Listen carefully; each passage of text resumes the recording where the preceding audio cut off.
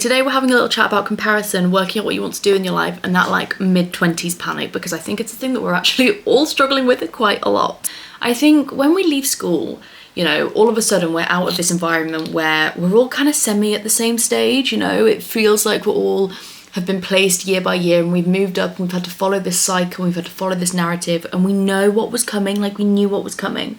We've been able to see what other people have been doing, we've been able to know, okay, well that's where I'm also going to end up. And all of a sudden you leave this really structured environment and you're not surrounded with people who are at the same stage as you, you're surrounded by people who are further on or behind, and it can feel really hard to then work out what you want to do without this impending sense of doom.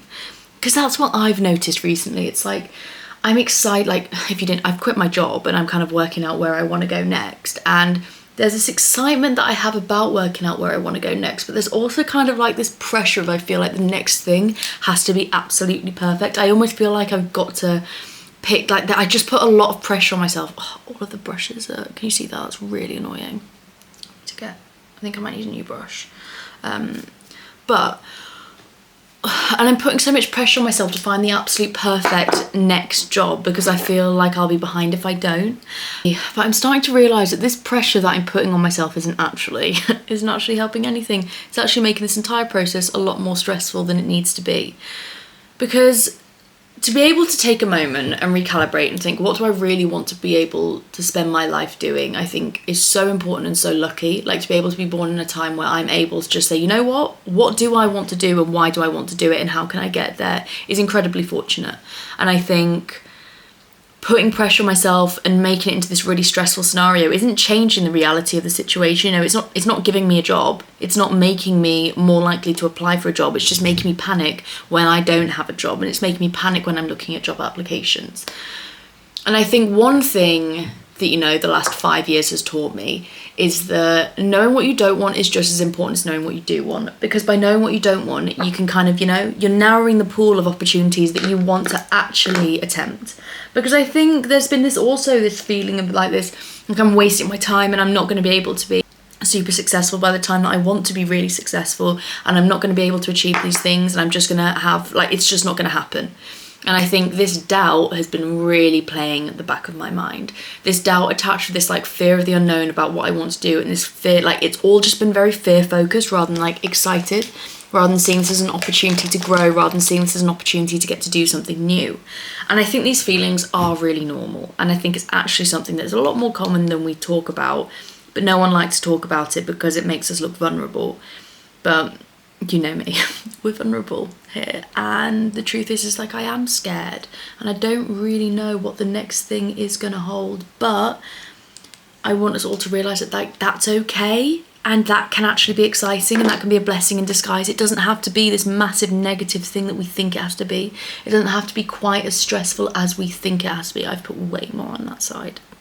And so I guess in a rambly kind of way, what I'm trying to tell you is that comparing yourself to everyone else around you isn't going to make you more likely to find the thing that you want to do.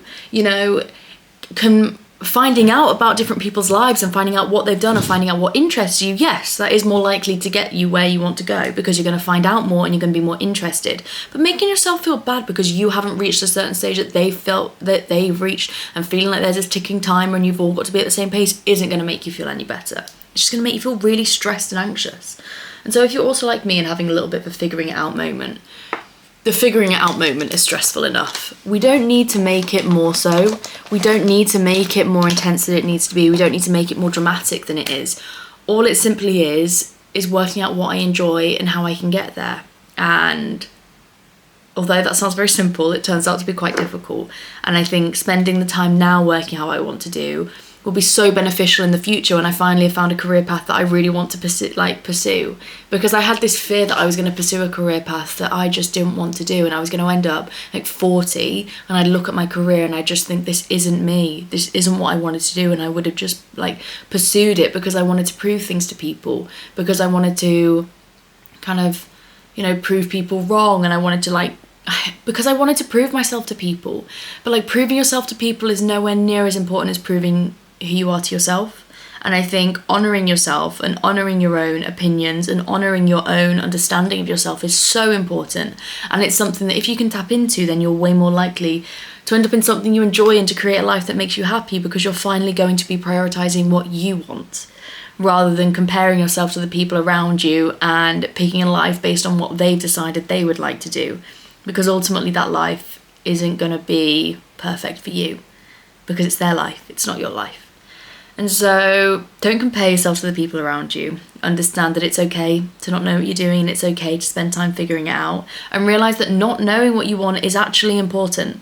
Because if you can imagine, I feel like not knowing what you want is like drawing the outline of your life. You're kind of deciding where do the boundaries lie of things that I don't want to include. And you don't know what colours you're going to colour the picture as, but you know the outline. You know where the boundaries stand, you know what you don't want, and that is the way that I like to see it, because thinking everything that you don't want can feel very negative, but actually it's narrowing down the line of focus to things that you really, really enjoy doing. But anyway, I need to go and record the podcast. I'll speak to you later on. Bye.